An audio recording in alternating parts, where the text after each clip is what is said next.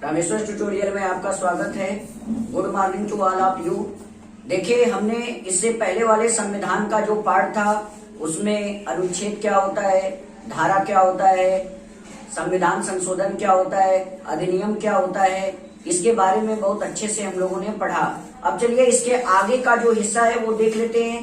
देखिए, आगे का जो हिस्सा है वो है आपका भाग क्या होता है, अनुसूचियां क्या होती है, इसको हमें जानना है। तो सबसे पहले हम भाग के विषय में जानना चाहेंगे कि भाग होता क्या है। अब एक चीज देखिए, ये जो भाग शब्द है आपने संविधान में इसको सुना होगा, लेकिन देखिए भाग होता क्या है। आप जानते हैं कि भाग जो होता है वो संविधान का एक हिस्सा होता है और उस हिस्से में क्या होते हैं, अलग अलग अनुच्छेद को शामिल किया जाता है। अब जैसे देखिए क्या होता है, आपने भाग 1 पढ़ा है। देखिए भाग 1 क्या होता है, संघ एवं उसके राज्य क्षेत्र। अब देखिए संघ का अर्थ होता है भारत देश से, यानी एक पार्टिकुलर कंट्री से होता है, और राज्य क्षेत्र का अर्थ होता है यूनियन टेरिटरी, जिसको हम केंद्र शासित प्रदेश कहते हैं, यूनियन टेरिटरी। मैंने आपको ये पहले भी बताया था कि केंद्र शासित प्रदेश को यूनियन टेरिटरी कहते हैं, संघ राज्य क्षेत्र कहते हैं या संघ शासित प्रदेश कहते हैं, और राज्य क्षेत्र का अर्थ होता है यूनियन टेरिटरी, केंद्र शासित प्रदेश। तो देखिए क्या होता है कि जो भाग 1 आप पढ़े हैं कि संघ एवं उसके राज्य क्षेत्र, तो संघ का अर्थ होता है एक विशेष देश और राज्य क्षेत्र का अर्थ होता है कि उसमें शामिल जो अलग अलग स्टेट हैं और उसमें शामिल जो केंद्र शासित प्रदेश हैं उसी को हम क्या कहते हैं, राज्य क्षेत्र कहते हैं। अब एक चीज देखिए, यहाँ पे भाग 1 में क्या है, संघ एवं उसके राज्य क्षेत्र। अब देखिए इस संघ में और उसके राज्य क्षेत्र में क्या क्या कौन कौन सा अनुच्छेद शामिल होता है। अब देखिए आर्टिकल 1 अनुच्छेद 1 से लेके अनुच्छेद 2 से लेकर के अनुच्छेद 4 तक, यानी अनुच्छेद 1, अनुच्छेद 2, अनुच्छेद 3, अनुच्छेद 4, ये जो 4 आर्टिकल हैं, ये चारों आर्टिकल को अगर हम आपस में मिला दें तो ये चारों आर्टिकल क्या कहलाते हैं, ये चारों के चारों आर्टिकल मिल करके एक समूह बना लेते हैं। इस समूह को हम क्या कहते हैं, भाग 1 कहते हैं। अब एक चीज देखिए, यहाँ पे एक बात क्लियर है कि जो अलग अलग अनुच्छेद होते हैं, जैसे भाग 1 में देखिए अनुच्छेद 1, अनुच्छेद 2, अनुच्छेद 3, अनुच्छेद 4, तो जो अलग अलग अनुच्छेद होते हैं इन अनुच्छेदों को अगर आपस में शामिल कर लिया जाए, आपस में इंक्लूड कर लिया जाए, आपस में मिला दिया जाए, तो उसी को ही हम क्या कहते हैं, संविधान में भाग कहते हैं। अब एक चीज यहाँ पे ध्यान दीजिए, इसको एक कॉमन एग्जाम्पल, एक सिंपल एग्जाम्पल के थ्रू समझते हैं। जैसे ऐसे समझिए, मान लीजिए जो है एक सागर है, तो आपने देखा होगा कि सागर में सारी नदियां जाकर के क्या होती है, मिलती हैं। और आपको पता है कि जो हमारी नदियां होती हैं उसमें छोटे छोटे जो गड्ढे का जो जल होता है वो भी नदी में जाकर के मिलता है। और देखिए नदियों का जो जल होता है वो सागर में जाकर के क्या हो जाता है, विलीन हो जाता है, गायब हो जाता है। जैसे मान लीजिए, देखिए हमें पता है कि गंगा हमारे देश की सबसे लंबी नदी है।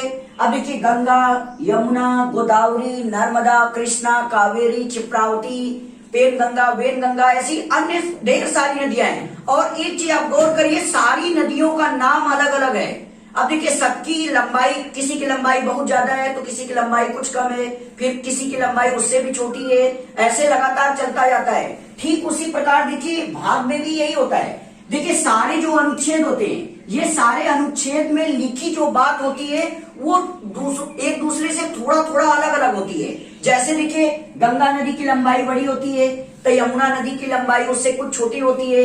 यमुना क्या होता है, यमुना का पानी जाकर के गंगा में मिल जाता है, फिर इसके बाद गंगा है, यमुना है, गोदावरी है, कृष्णा है, कावेरी है, ऐसे अन्य सारी नदियां हैं। ये सारी नदियों का जल अंत में जाकर के सागर से मिल जाता है। ठीक उसी प्रकार जो अलग अलग अनुच्छेद हैं जिनके नाम अलग अलग हैं, लेकिन वो अंत में जाकर के जिससे मिल जाते हैं उसी को हम क्या कहते हैं, भाग कहते हैं। इसको आपको हमेशा ध्यान रखना होगा कि भाग क्या कहलाता है। तो आप सामान्य शब्द में कहेंगे कि जो अलग अलग अनुच्छेद और उसमें जो लिखे प्रावधान बातें होती है, अगर उनको एक में शामिल कर लिया जाए तो उनका जो समूह बनता है उसी को हम भाग कहते हैं। अब जैसे देखिए भाग 1 में आपने पढ़ा संघ एवं उसके राज्य क्षेत्र, आर्टिकल 1 से आर्टिकल 4 तक। अब देखिए भाग 2 जो आता है, इसमें देखिए नागरिकता एवं उसके प्रावधान जो लिखे होते हैं उसके बारे में बताया गया है। इसमें देखिए आर्टिकल 5 से लेकर के आर्टिकल 6, आर्टिकल 7 से लेकर के आर्टिकल 11, यानी अनुच्छेद 5 से अनुच्छेद 11, ये जो अनुच्छेद है इनको अगर आपस में मिला दिया जाए तो वो क्या बना लेते हैं, भाग 2 बना लेते हैं। इसमें नागरिकता यानी सिटीजनशिप ऑफ इंडिया यानी भारत की नागरिकता और उसके जो प्रोविजन होते हैं, प्रावधान होते हैं, नागरिकता कैसे प्राप्त की जाती है, नागरिकता को कैसे जो है खोया जा सकता है, ये सारी बातें जो होती है वो भाग 2 में लिखी होती है। अब देखिए तीसरा भाग 3 होता है, इसमें मौलिक अधिकार जिसको हम मूल अधिकार फंडामेंटल राइट्स अंग्रेजी में कहते हैं, इसको देखिए भारत का मैग्ना कार्टा कहते हैं। अब देखिए इसको भारत का मैग्ना कार्टा क्यों कहते हैं, जैसे ब्रिटेन की जो संसद होती है, जैसे देखिए हमारे देश में संसद के 2 सदन होते हैं, लोकसभा और राज्यसभा, ऐसे ब्रिटेन की जो पार्लियामेंट होती है, संसद होती है, उसके 2 सदन होते हैं, हाउस ऑफ कॉमन होता है, हाउस ऑफ लॉर्ड होता है। तो देखिए जो ब्रिटेन की संसद थी उसने अपने नागरिकों की जो सुरक्षा है, अपने नागरिकों से जुड़ी हुई जो प्रावधान बातें हैं उसको मजबूत कर दिया। ठीक उसी प्रकार हमारे देश की जो संसद है, हमारे देश की संसद ने हम भारत देश के नागरिकों को एक फंडामेंटल राइट्स, एक मौलिक अधिकार दिया है। उसी फंडामेंटल राइट्स, मौलिक अधिकार को भारत का मैग्ना कार्टा कहते हैं। ये जो मैग्ना कार्टा शब्द है ये ब्रिटिश भाषा का शब्द है, ये ब्रिटिश से जो है भारत देश में शामिल किया गया है। अब देखिए जो ये मौलिक अधिकार भाग 3 के अंतर्गत आता है, ये आर्टिकल 12 से स्टार्ट होता है। अनुच्छेद 12, अनुच्छेद 13, अनुच्छेद 14, अनुच्छेद 15 से लेकर के आप अनुच्छेद 35 तक आप जाएंगे। तो अनुच्छेद 12 से लेकर अनुच्छेद 35 तक जितने भी अनुच्छेदों को अगर आपस में मिला दिया जाए, उनका जो ग्रुप बनता है, समूह बनता है, उसी को हम भाग 3 के नाम से जानते हैं। अब देखिए आपने पढ़ा है कि अनुच्छेद जो 14 से अनुच्छेद 18 तक क्या होता है, समानता का अधिकार होता है, राइट टू इक्वलिटी होता है। अनुच्छेद 19 से अनुच्छेद 22 तक क्या होता है, स्वतंत्रता का अधिकार होता है, राइट टू लिबर्टी होता है। 23 और 24 आपने पढ़ा है कि शोषण के विरुद्ध अधिकार होता है, राइट टू एक्सप्लॉयटेशन होता है। फिर अनुच्छेद 25 से अनुच्छेद 28 ये आपका क्या होता है, धार्मिक स्वतंत्रता का अधिकार होता है, राइट टू रिलीजियस लिबर्टी होता है। अनुच्छेद 29 और अनुच्छेद 30 संस्कृति एवं शिक्षा संबंधी अधिकार होता है। अनुच्छेद 32 को the heart and soul of Indian constitution, भारत के संविधान का हृदय और आत्मा कहा गया है। ये सारे जो अनुच्छेद होते हैं, जो अनुच्छेद 12 से लेकर के अनुच्छेद 35 तक, अगर इनको एक में मिला दिया जाए तो जो समूह बनता है उसी को हम भाग 3 के नाम से जानते हैं। तो कुल मिलाकर के हमें एक बात समझ में आती है कि भाग होता क्या है। तो आप सीधे कहेंगे कि सारे जो अनुच्छेद होते हैं, जो अलग अलग अनुच्छेद होते हैं, अब अगर उनको आपस में शामिल कर लिया जाए तो जो हिस्सा बनता है, जो चीज बनती है, उसी को हम क्या कहते हैं, भाग के नाम से जानते हैं। तो सबसे पहले आप क्या करिए, इसका स्क्रीनशॉट ले लीजिए।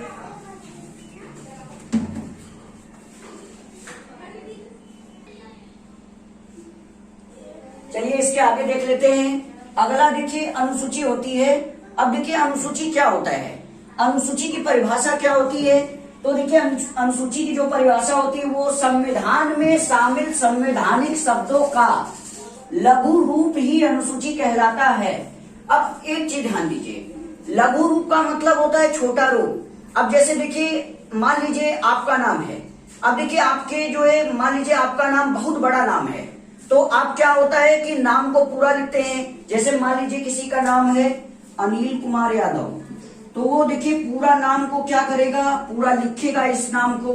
ऐसे लिखने के बाद ध्यान से लिखेगा, जैसे मान लीजिए किसी का नाम अनिल कुमार यादव है, तो वो देखिए क्या है, पूरे नाम को लिखेगा। अब देखिए, अब ये देखिए 3 शब्द है, अनिल है, कुमार है, यादव है, 3 शब्द है।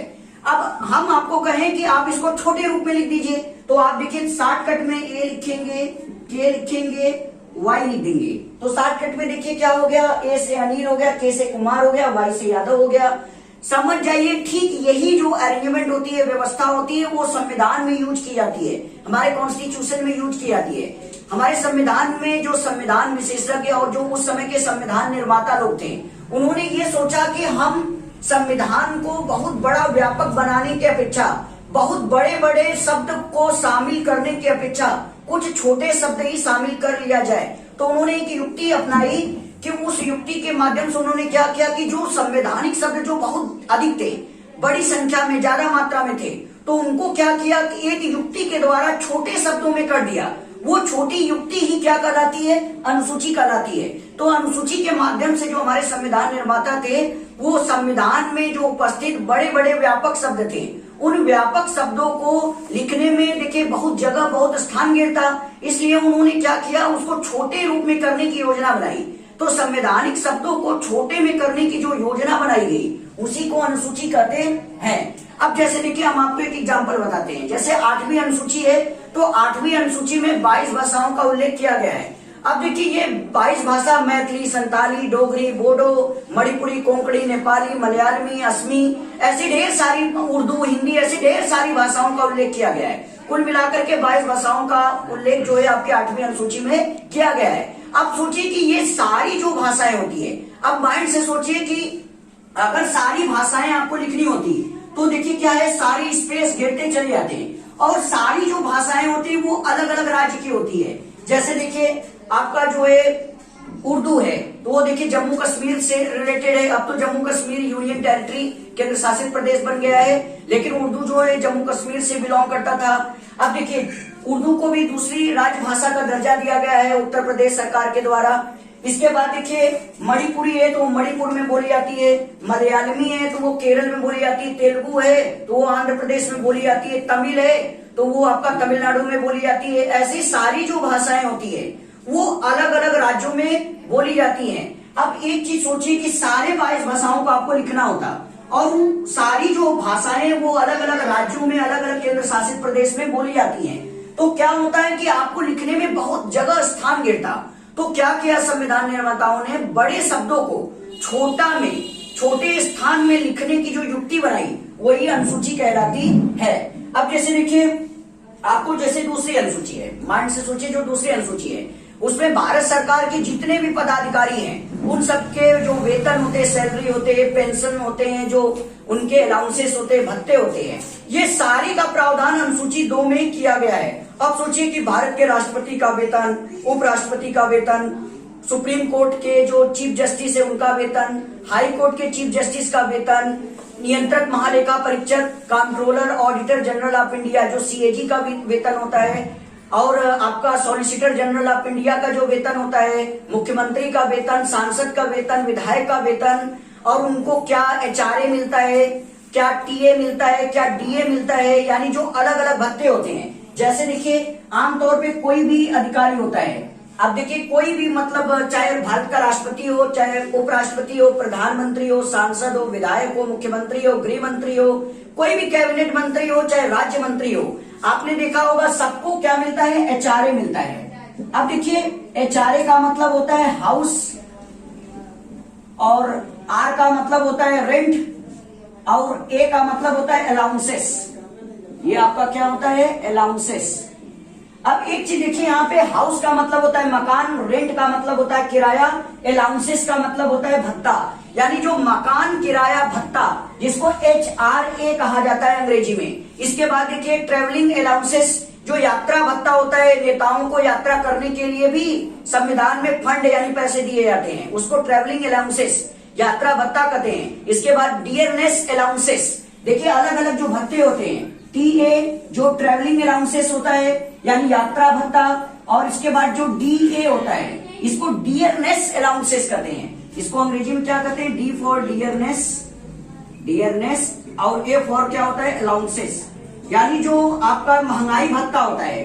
डियरनेस का मतलब होता है महंगाई, ये जो महंगाई भत्ता होता है, और इसके बाद यात्रा भत्ता, travelling allowances, house rent allowances, ऐसे देखिए ढेर सारे अलाउंसेस होते हैं। ये सारे जो भत्ते, पेंशन, वेतन, सुविधाएं जो होती है, आप सोचिए कि भारत के राष्ट्रपति का वेतन 5 लाख रुपए होता है। इसके बाद आपने देखा होगा अब तो जो अलग अलग राज्य हैं वो अलग अलग राज्यों के जो विधायक होते हैं उनका वेतन जो करीब 50 से 60 हजार रुपए मिला करता था, अब उनका वेतन जो है दिल्ली में आप देख लीजिए, दिल्ली की आम आदमी पार्टी की सरकार और मध्य प्रदेश की उस समय की जो शिवराज सिंह चौहान की सरकार थी, अभी भी शिवराज सिंह चौहान की सरकार है, तो शिवराज सिंह चौहान की सरकार, मध्य प्रदेश की सरकार और दिल्ली की सरकार ने अपने यहाँ के विधायकों का वेतन जो है 50,000 60,000 से बढ़ा के 1 लाख रुपए से ज्यादा कर दिया।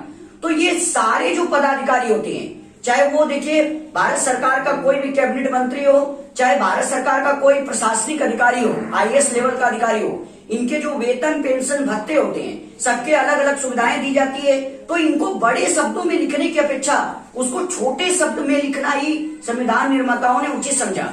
तो बड़े को छोटे में लिखने को ही क्या कहते हैं, अनुसूची कहते हैं। अब जैसे देखिए, आप गणित की भाषा में अनुसूची को समझिए कि अनुसूची क्या होती है। जैसे हम आपको कहें कि आप 1 से लेकर 100 तक गिनती लिखिए, तो आप 1 2 3 4 5 6 डॉट डॉट डॉट ऐसे लिखते लिखते आप कहां तक पहुंच जाएंगे, 100 तक पहुंच जाएंगे। लेकिन देखिए, हम आपको कहें कि इन सारे गिनतियों को आप एक में ही लिख दीजिए, तो आप तुरंत क्या बनाएंगे, एक सिग्मा का संकेत बनाएंगे, समेशन का संकेत बनाएंगे। ये लोअर लिमिट होती है, ये अपर लिमिट होती है। तो आप यहाँ 1 लिखेंगे, यहाँ पे 100 लिख देंगे। अब देखिए शॉर्टकट में आपका 1 से 100 तक सारी गिनती इसी के बीच में आ जाती है। तो ठीक इसी प्रकार अनुसूची भी होती है। इसमें सारे संवैधानिक जो बड़े बड़े शब्द होते हैं उनको छोटे में लिख देने को ही हम क्या कहते हैं, अनुसूची कहते हैं। अब देखिए, मुझे उम्मीद है कि ये आपको समझ में आया होगा। आप इसका स्क्रीनशॉट ले लीजिए।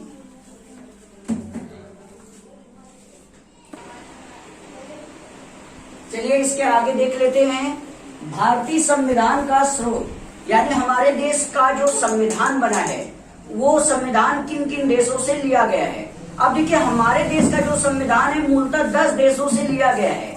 कहीं कहीं ये आपको संख्या 9 भी मिलेगी, लेकिन मूल रूप से हमारे देश का संविधान 10 देशों से लिया गया है। अब एक चीज देखिए, लेकिन आपको ये एक बात रोचक ये पता होना चाहिए कि हमारे देश का जो संविधान है, जो संविधान निर्माता B.R. अम्बेडकर साहब थे, वो B.N. राव साहब को जो है अलग अलग देशों की यात्रा करने के लिए कहे थे, ताकि अलग अलग देशों पे संविधान को समझकर, उसको पढ़कर, उसका एक ड्राफ्ट बनाकर, मसविदा बना करके भारत लाया जाए, ताकि उस पर विचार हो सके। तो आपको एक रोचक शब्द बता दे, वैसे तो हमारे देश का संविधान 10 देशों से लिया गया है, कहीं कहीं ये आंकड़ा आपको 9 भी मिलेगा। लेकिन देखिए, हमारे जो देश का संविधान है, वो संविधान में जो कहीं कहीं जो शब्द आते हैं, वो शब्द जो है मूल रूप से अगर आप देखेंगे तो ये 26 देशों से लिया गया है। यानी हमारे देश का जो अनुच्छेद है, भाग है, अनुसूचियां हैं, संविधान संशोधन है, कानून निर्माण है, ये जो सारे प्रावधान है ये अलग अलग देशों से लिए गए हैं। लेकिन एक चीज आपको पता होनी चाहिए कि जो छोटे छोटे जो शब्द होते हैं, ये शब्द भी अलग अलग देशों से लिए गए हैं। यानी हमारे संविधान में कुछ ऐसे वर्ड्स हैं जो आपको बता दें कि वो स्वीडन से लिया गया है, आपको कुछ नॉर्वे से लिया गया है, कुछ आपको स्विट्जरलैंड से लिया गया है। तो ऐसे अलग अलग देशों से लिया गया है। यानी मूल रूप से अगर आप देखेंगे तो भारत का संविधान 10 देशों से लिया गया है, लेकिन जो संवैधानिक शब्द होते हैं वो 26 देशों से मिला करके लिए गए हैं। अब एक चीज यहाँ पर हमें ये देखना है कि किस देश से किस देश का संविधान लिया गया है। अब एक चीज देखिए, न्यायिक पुनराविलोकन, ये जो है अमेरिका के संविधान से लिया गया है। इसको देखिए अलग अलग भाषा में लिखता है, कुछ किताबों में न्यायिक पुनर्विलोकन लिखता है, कुछ किताबों में आपका न्यायिक पुनरावलोकन लिखता है, कुछ देशों में न्यायिक प्रक्रिया, कुछ किताबों में न्यायिक प्रक्रिया लिखता है। तो इससे कोई मतलब नहीं, बस आपको न्याय शब्द समझ में आना चाहिए।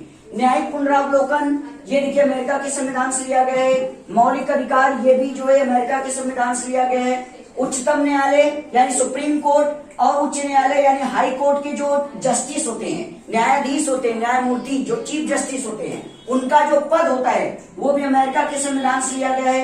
राष्ट्रपति पर जो महाभियोग लगाया जाता है यानी इम्पीचमेंट ऑन प्रेसिडेंट, राष्ट्रपति पर जो महाभियोग लगाया जाता है वो भी अमेरिका के संविधान के तहत लगाया जाता है।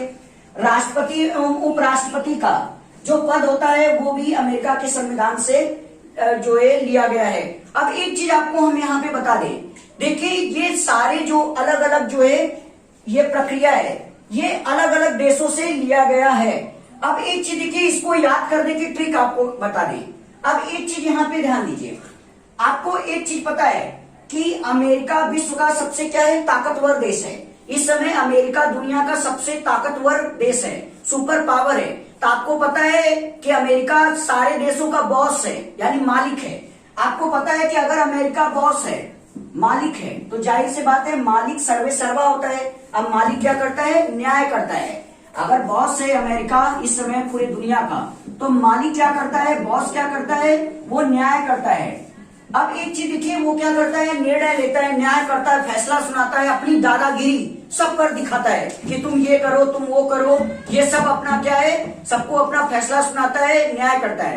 तो अब एक चीज यहाँ पे ध्यान दीजिए, अगर एक चीज आप याद रखिए, अमेरिका सुपर पावर है, यानी सारे देशों का सबसे शक्तिशाली देश है, इसलिए इसको बॉस कहते हैं। और जो बॉस होता है वो अधिकार जमाता है। अधिकार जमाने का मतलब अपने निर्णय को दूसरे पर थोपना चाहता है। वो क्या करता है कि अपना जो फैसला होता है, फैसला माने न्याय, अपना जो न्याय होता है, अपना जो फैसला होता है वो दूसरे देशों पर थोपना चाहता है। तो आप ये समझिएगा कि अमेरिका बॉस है और मालिक जो होता है फैसला करता है, फैसला माने न्याय।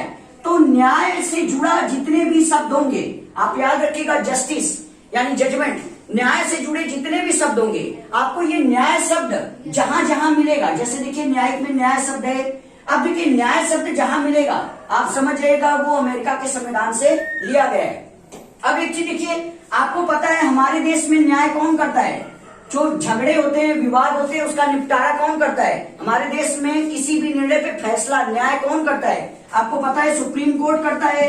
अब इसके बाद देखिए सुप्रीम कोर्ट के सिवा जो है हाई कोर्ट जो होता है अलग अलग राज्यों में, वो भी क्या होता है, निर्णय सुनाता है, फैसला सुनाता है। अब एक चीज ध्यान से देखिए, एक चीज आपको यहाँ पे बता दे कि जो ये सुप्रीम कोर्ट होता है या हाई कोर्ट होता है, आपको पता है कि अगर सुप्रीम कोर्ट ने किसी व्यक्ति को मौत की सजा सुनाई है, मान लीजिए कोई भी व्यक्ति है, अगर सुप्रीम कोर्ट वो कोई मर्डर या कोई बहुत बड़ा अपराध करता है तो सुप्रीम कोर्ट ने उसको मौत की सजा सुनाई है, तो आपको पता है कि सुप्रीम कोर्ट के द्वारा जो है फांसी की सजा सुनाया गया कोई भी व्यक्ति है, तो उस फांसी की सजा को उम्र कैद में, आजीवन कारावास में या उसकी सजा को कम करने का अधिकार हमारे देश के संविधान ने राष्ट्रपति को दिया है। इसलिए आपने देखा होगा कि जो व्यक्ति सुप्रीम कोर्ट के द्वारा फांसी की सजा प्राप्त कर लिया होता है, जिसको फांसी की सजा सुना दी जाती है, तो वो अपना जो अंतिम याचिका जो होता है, अपना जो अंतिम न्याय की गुहार होता है, वो राष्ट्रपति के पास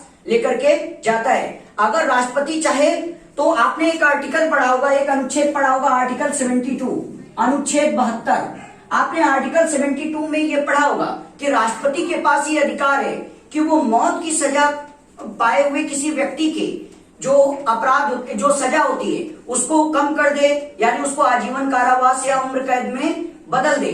या मान लीजिए कोई व्यक्ति उम्र कैद की सजा पाया है या आजीवन कारावास की सजा पाया है, तो राष्ट्रपति चाहे तो उस सजा को पूरी तरह माफ भी कर सकता है। ये अनुच्छेद 72 आर्टिकल 72 में लिखा गया है, क्षमादान की शक्ति जो राष्ट्रपति को प्राप्त होती है। तो आपको पता है कि जब कोई भी व्यक्ति जिसको सुप्रीम कोर्ट यानी हमारे देश का उच्चतम न्यायालय अगर उसको फांसी की सजा सुना देता है, तो आप देखते हैं कि वो व्यक्ति अंतिम न्याय की गुहार लगाने राष्ट्रपति के पास जाता है, और राष्ट्रपति के पास अधिकार होता है कि वो चाहे तो उसको फांसी की सजा को बरकरार रखे या उसकी सजा को आजीवन कारावास या उम्र कैद में बदल दे, या अगर वो चाहे तो जो आजीवन कारावास या उम्र कैद की सजा है उसको पूरी तरह माफ भी कर दे।